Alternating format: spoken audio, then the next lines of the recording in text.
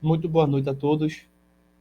Meu nome é Luciano Firmino e aqui é o canal Refúgio Teológico. Também estamos aqui transmitindo pela Escola de Filosofia Cristã Midstone, que é a Pedra da Mente. Hoje, o vídeo que vou transmitir tem como tema como escapar dos males ideológicos. A principal motivação de eu fazer este vídeo faz parte de uma análise onde eu refleti bastante, pois estamos trabalhando um assunto muito pesado que se chama a Igreja de Cristo e o Império do Mal, como viver neste mundo dominado pelo espírito da Babilônia. Um assunto muito pesado, certo? Em que muitos não estão encontrando é, o caminho adequado para até mesmo concluir, né? Este vídeo, ele tem como princípio mostrar a vocês qual é o melhor caminho em relação a esse tema. Qual é o objetivo final ou principal de estudar esse assunto tão pesado, né? Obviamente, não temos todos aquilo que necessitaríamos para compreender bem esse império do mal, né? Mas o que está aqui já é suficiente para você poder entender a extensão da calamidade que está acontecendo dentro do governo, das escolas e das religiões. Existe também um esquecimento por parte do povo brasileiro a respeito do que é o Estado, o que é o governo, qual é o seu papel, qual é o seu trabalho, sua função. Quando se esquecemos disso, essas instituições passam a ser governadas por meras ideologias nefastas que afastam o homem da verdade. Então aqui eu vou fazer um recorte, né, uma aplicação, uma reciclagem de uma antiga lição que já foi explicada, não por mim, mas em outros momentos, pela Assembleia de Deus. E eu vou trabalhar essa lição apenas para complementar esta lição atual, ok?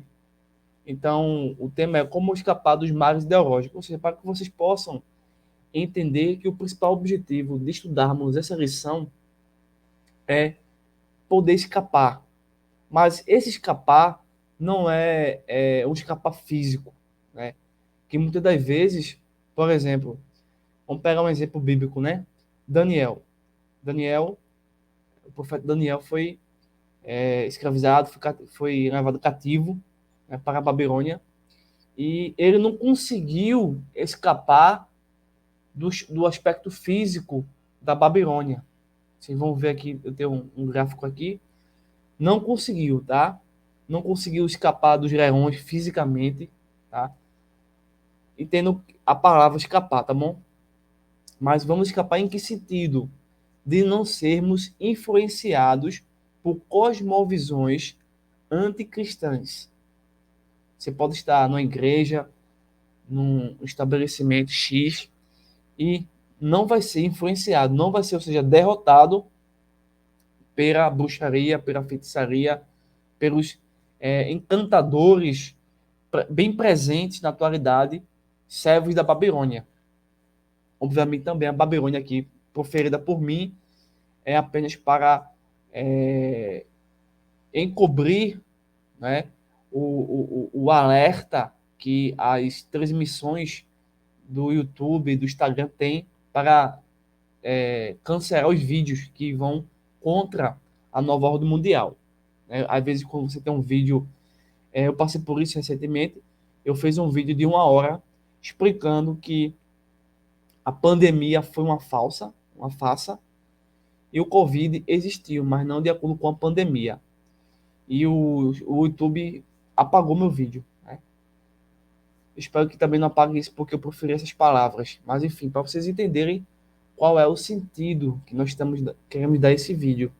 Então, vamos estudar essas lições, né, muito pesada espiritualmente e socialmente, mas com o objetivo de voltarmos às raízes ocidentais, que é o cristianismo reformado, o cristianismo pentecostal, isto é, o cristianismo bíblico primitivo. É a raiz, né, da nossa sociedade. Esse é o principal objetivo dessa lição, é voltarmos a esse núcleo essencial, esse ponto de partida, esse referencial, para assim podermos restaurar a nossa sociedade. E também, dentro de um aspecto intelectual, voltarmos a estudarmos o direito romano e a filosofia grega, tá? Que ambos fortalecem a vida humana. Então, deixa eu pegar aqui vou fazer uma citação desse livro. E agora, como viveremos? De Charles Colson e Nancy Pierce, tá? Depois a gente vai poder entrar no nosso tema mais específico.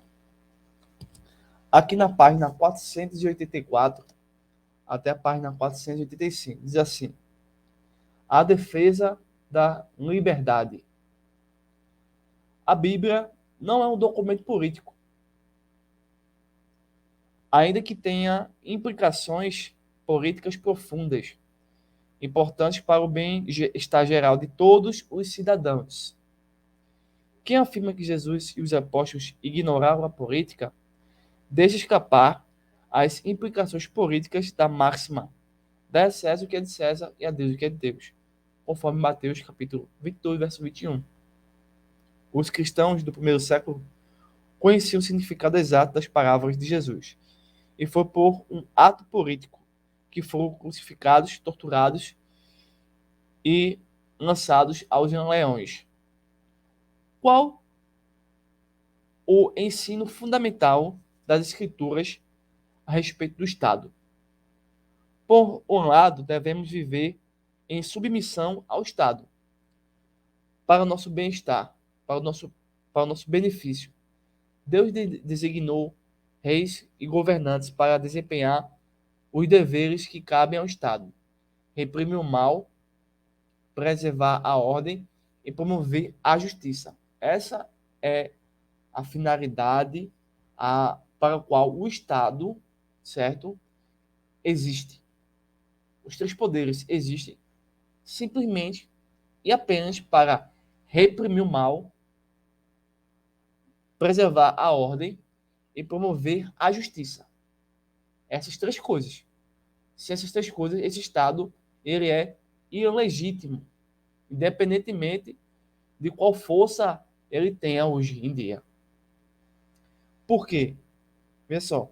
Assim devemos honrar o rei e submeter-nos às autoridades superiores, porque há as autoridades que foram ordenadas por Deus. Romanos 13:1, Daniel 2:21, Romanos 13:1-7, Tito 3, verso 1, 1 Pedro capítulo 2, verso 13, verso 14 e 17.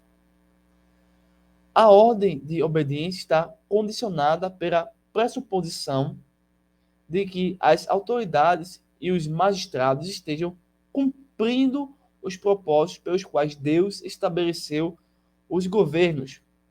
Então, por que dizemos isso? Porque Deus não é uma mera teoria.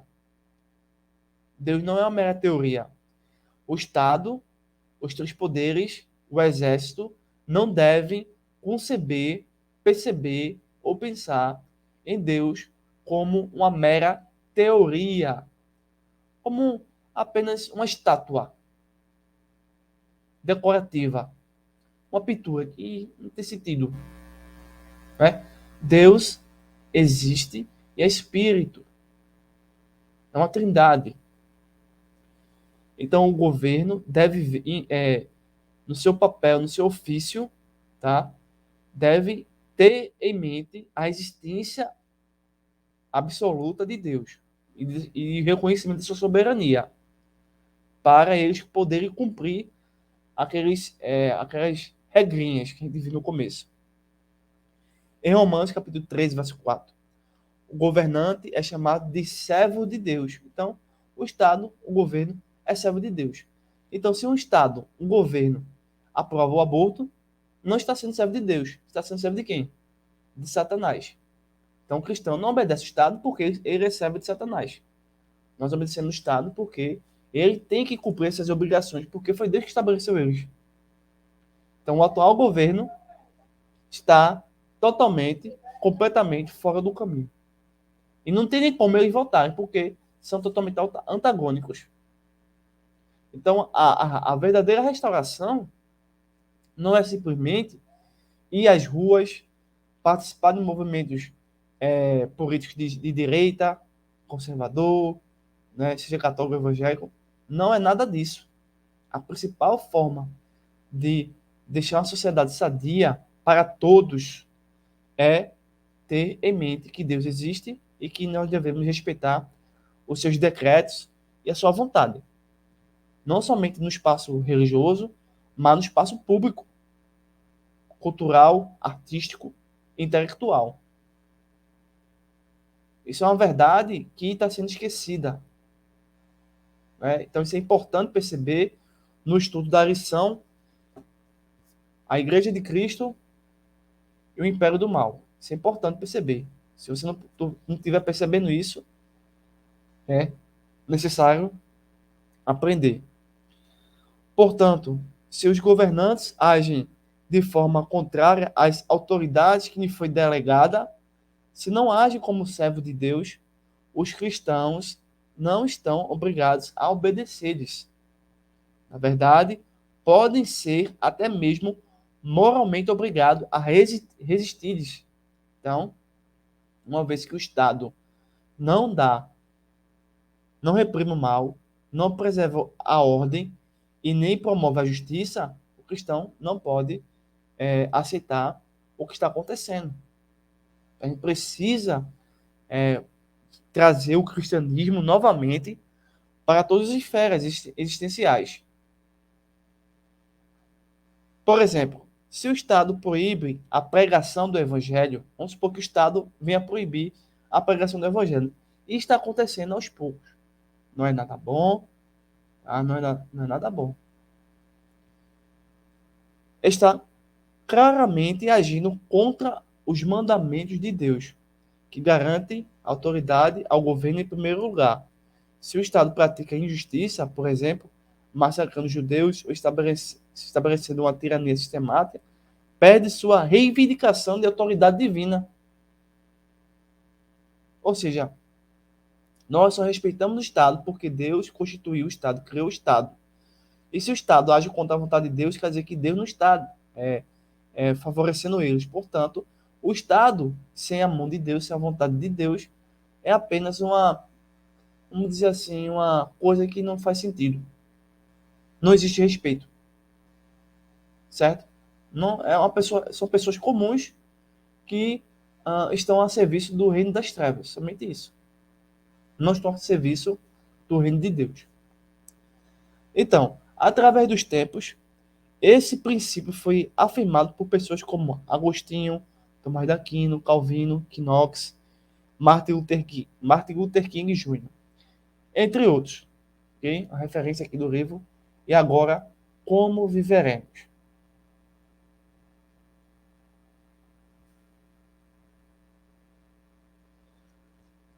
Pronto, então nós podemos entrar, feito essa pequena introdução, vamos ver aqui, 1 Pedro 3, verso 15 e Judas, capítulo 1, verso 3, verso 4. Vamos ver aqui 1 Pedro, rapidinho, para a gente ficar mais, assim, por dentro, né? 1 Pedro, capítulo 3, versículo 15, tá? Antes, santificai a Cristo como Senhor em vosso coração, estando sempre preparados para responder a todo aquele que vos pedir razão da esperança que há em vós. Então, aqui temos aqui um chamado apologético.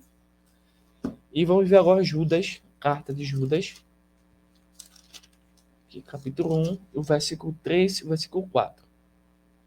Amados, quando empregava toda a diligência em escrever-vos acerca da nossa comum salvação, foi que me senti obrigado a corresponder-me convosco, exortando-vos a batalhar diligentemente pela fé que uma vez por todas foi entregue aos anjos. Pois certos indivíduos, nós podemos dizer aqui, os comunistas, os progressistas, os gnósticos, as testemunhas de Jeová, os espíritas, os mormons, organizações secretas, ocultistas, satanistas, né? Certos indivíduos, tá?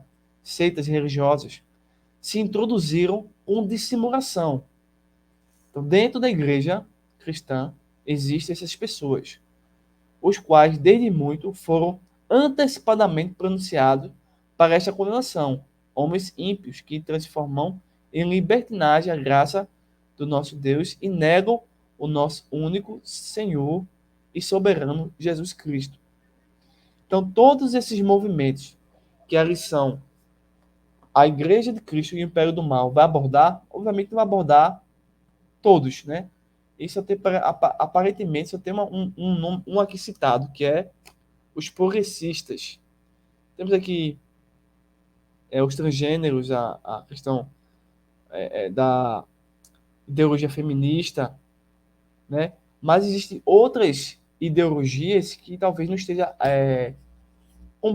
completamente citadas aqui. Porém, essas são as mais importantes, por enquanto, né?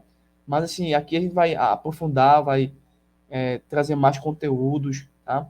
É, deixar uma visão mais global do assunto. Então,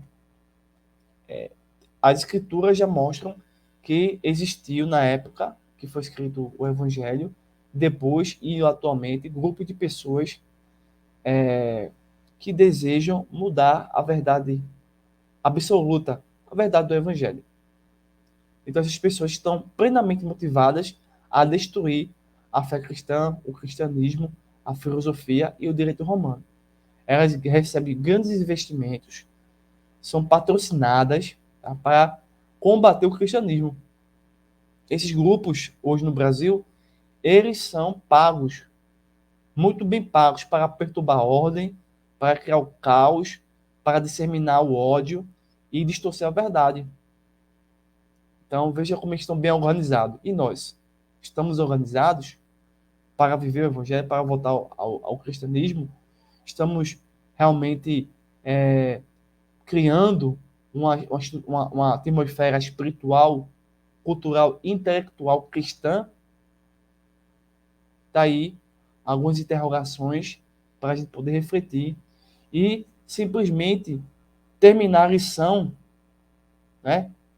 E ficar por isso mesmo. Ah, é mais uma lição, é mais uma crítica, é mais um, né? Não, aqui é realmente um despertamento espiritual, um despertamento cultural. Como você, a igreja precisa voltar à terra. A igreja está na terra, mas é como se estivesse sem funcionalidade. Nós precisamos estar na terra para plantar, semear, e não deixar o mal plantar e semear. É da terra que nós utilizamos, criamos nutrientes. Precisamos aí voltar a trabalhar a terra, criar e produzir bons frutos. Não sei se vocês estão me entendendo. Bem, o ensino progressista, o comunismo, o feminismo e outras heresias, eles conseguem se infiltrar na igreja, na vida cristã, porque muitos sacerdotes e professores e até mesmo estudantes, eles têm uma superficialidade no conhecimento teológico, filosófico, histórico e apologético. Tem gente que passou 10, 20 anos na igreja e não sabe nem o que é apologética, não sabe nem o que é defender a fé, não sabe nem argumentar a favor da existência de Deus, não consegue fazer uma reflexão, não consegue criar um texto não consegue fazer uma interpretação de um parágrafo, né? São coisas mínimas e às vezes necessárias em algumas ocasiões. Então, pelo fato de termos uma superficialidade, estamos apenas na superfície. É algo muito útil para o reino das trevas, pois a gente com essa superficialidade somos presas fáceis para o inimigo. Então nós precisamos de ter uma sólida estrutura, uma sólida formação para assim obtermos a sabedoria de vencer as guerras, vencer as dificuldades, vencer os inimigos da cruz de Cristo. Após percebermos a nossa falha, a nossa fraqueza, precisamos, a partir desse ponto, criar um aprofundamento teológico, apologético, filosófico. E assim, a nossa vida espiritual e mental e psíquica e também emocional, juntamente com a vida biológica, ela começa a produzir riquezas, riquezas em suas estruturas, riquezas biológicas, riquezas espirituais, riquezas psíquicas, riquezas emocionais, sentimentais, e convergindo isso para a verdadeira riqueza, que é a riqueza eterna. Somente quando a gente começa a se aprofundar na teologia, nas escrituras, na análise, na reflexão, no pensamento teológico, a gente começa a se nutrir, a, conforme o Novo Testamento diz, a viver no Espírito, a ter mais unção, a ter mais dons espirituais, a se capacitar, a se aperfeiçoar e também a se arrepender, não é isso? Bem, saindo da superficialidade religiosa, se arrependendo, buscando cursos, participando da IBD, né? Você vai se aprofundando.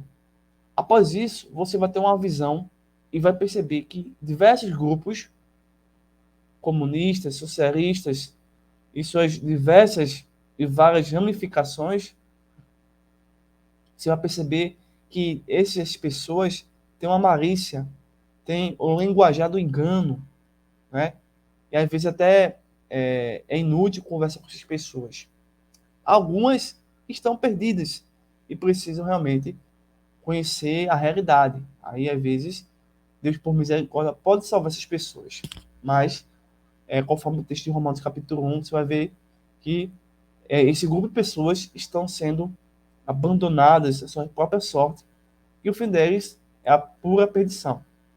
Então, eles utilizam para chegar até vocês o capitalismo, utilizam as redes sociais, tudo de bom, enquanto nós não usamos. Que coisa estranha é essa? Vamos usar as redes sociais, vamos usar a televisão para trazer a verdadeira ciência, para trazer a verdadeira sabedoria. E eu quero dizer, baseado nisso, que esses grupos utilizam meia-verdade e verdade relativa em seus discursos. Quando você vê algum esquerdista, tem esquerdista que é bobo, né? É tão idiota que não sabe nem se as ideias que ele tem são reais. É um bobo, né? Tem aquele esquerdista que é bem, assim, traiçoeiro, né? E tem o esquerdista teórico, que estuda filosofia, psicanálise, psicologia, e vai distorcendo tudo, vai reinterpretando, vai, né, fazendo aquela bagunça. Então são três tipos de esquerdistas que você vai encontrar por aí. O bobo é, né, o idiota, né? O idiota mais comum. É o mais comum que a gente vê. Pelo menos no trabalho, 90% é o esquerdista bobo. Fica na maionese. E tem o esquerdista malandro, esperto, traiçoeiro, artista, né? Então isso aí é mais é, convincente, né? Mais sorrateiro. E tem o cara que estudou muito, né? Estudou mal, né? O diabo estudou mal. O diabo é a coisa do mal. não as coisas de Deus, né? Então, eles usam sempre, nas seus discursos, as meia-verdade e verdade relativa. Então, quando alguém vem defender uma pauta esquerdista, lembre-se, ele já está defendendo uma meia-verdade, isso não existe, ou está defendendo uma verdade relativa, isso também não existe. Então, você já consegue quebrar esses grilhões, essas portas psicológicas e espirituais desse povo. Então, o cristão precisa aí ter esse discernimento espiritual. Então, você dê uma olhada em Atos capítulo 16, verso 11 ao 18. Atos 16, verso 11 ao 18. Tem aquele fato histórico narrado por Lucas, mas existe uma aplicação, uma reflexão a partir desse texto, que nós precisamos ter aquele dom de discernimento de espírito. Às vezes tem alguém, vamos dar um exemplo melhor, não melhor, né? Vamos dar um exemplo para explicar esse texto. Nós não vamos fazer uma exegese ou hermenêutica do texto, tá? É dentro da nossa temática. Mas pegando alguns ingredientes desse texto, nós podemos dizer assim: é alguém que sobe no púlpito da igreja, prega a noite toda, faz oração a noite toda, faz jejum a noite toda, né? E até estuda a Bíblia toda. Mas de repente você começa a perceber que aquele ministro, e olha que eu conheço um bocado, viu? Aquele pregador, aquele cantor, tem muitos seguidores, ou até mesmo pouco, né? Ele começa a chegar com algumas ideias estranhas. Diz assim: ah, eu acho que Jesus era um anjo. Olha aí. Aí de repente pode ser que diga assim: ah, eu acho que Jesus era gay. Olha. Aí vem essa mesma pessoa, ou outra pessoa, um exemplo, né? Hipoteticamente falando, eu acho que Jesus nunca existiu. Eu tenho dúvida. Eu não sei. Então, olha aí. Nós temos dentro do meio religioso pessoas assim, até piores, que ganharam algum status, até mesmo por sorte ou por compra, né? Então fica aí esse alerta, essa atenção. Então, essas são as piores heresias, elas se camuflam, né? Elas se parecem com verdades, mas não são verdades. Finalizando, após percebermos nossa falha, nossa fraqueza e admitirmos que nós precisamos aprender a verdade, nós vamos, por fim, conhecer para crer e conhecer para defender. Ou seja, temos aqui a importância da apologética. Eu quero aqui, antes de finalizar, chamar a atenção de vocês que acompanham o canal Refúgio Teológico. Nós temos um curso de apologética, nós temos um curso de heresiologia e seitas, totalmente com um custo muito simples, que dá no seu bolso. E você pode obter esse curso aqui no nosso canal, entrando no nosso grupo do WhatsApp, que está aparecendo no seu visor. E você entra em contato e a gente dá maiores explicações. Também temos outros cursos, né, em relação a esse assunto polêmico que a revista está abordando. Também temos livros que falam sobre esse assunto. Se você estiver interessado nesses conteúdos a mais, adicionais, é só entrar no nosso canal, no nosso WhatsApp, pelo 81988709867, tá? Então, qualquer dúvida, é só falar conosco. Por fim, vamos ver aqui a necessidade da apologética. Conhecer para crer. Ninguém pode falar de algo que não conhece. Então, você não pode defender a sua fé, a Trindade, por exemplo, se você não conhece. O conhecimento da palavra gera fé, que por sua vez produz convicções. Vamos ver aqui Oséias capítulo 6, verso 3. Importante esse texto, tá bom? Oséias capítulo 6, versículo 3. Deixa eu abrir aqui. Depois de Daniel. profeta Daniel, profeta Oséias, capítulo 6, verso 3. Conheçamos e prossigamos em conhecer o Senhor como a alva, e a sua vinda é certa, e ele descerá sobre nós como a chuva seródia que rega a terra. Vamos ver também João, capítulo 8, verso 32. Novo Testamento. João 8, 32. Diz assim: Conhecereis a verdade, e a verdade vos libertará. Então nós só podemos ter fé se a gente conhece as Escrituras, tá? Então, depois disso aí, nós vamos poder fazer o quê? A defesa da fé. Conhecer para crer. Então, a teologia não é apenas uma mera sistematização humana. Um mero saber humano se baseia em probabilidades, hipóteses, experiências, teorias, descobertas científicas, né? Ainda a gente pode pensar que até a teologia, a filosofia, a história é apenas o saber humano que se baseia essas camadas de entendimento.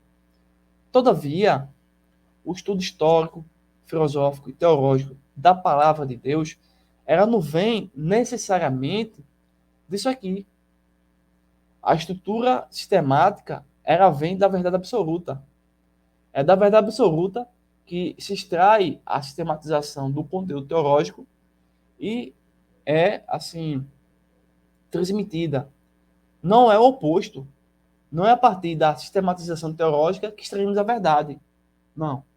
É da verdade absoluta, a verdade do Logos, João capítulo 1, verso 1, do Logos, do Verbo de Deus, dali, desse referencial, que podemos montar uma argumentação, um argumento, uma estrutura sistemática, e assim fazer a didática, fazer a compreensão do texto, fazer a aplicação de uma doutrina, de um ensinamento. Vem da verdade absoluta, mas que é diferente do conhecimento humano. Um conhecimento histórico, por exemplo, não vem necessariamente do verbo. Por quê? Eles se baseiam em homens, na sua grande maioria, materialistas, históricos, ligados ao marxismo, e as suas construções sobre o passado são triviais, inúteis, né?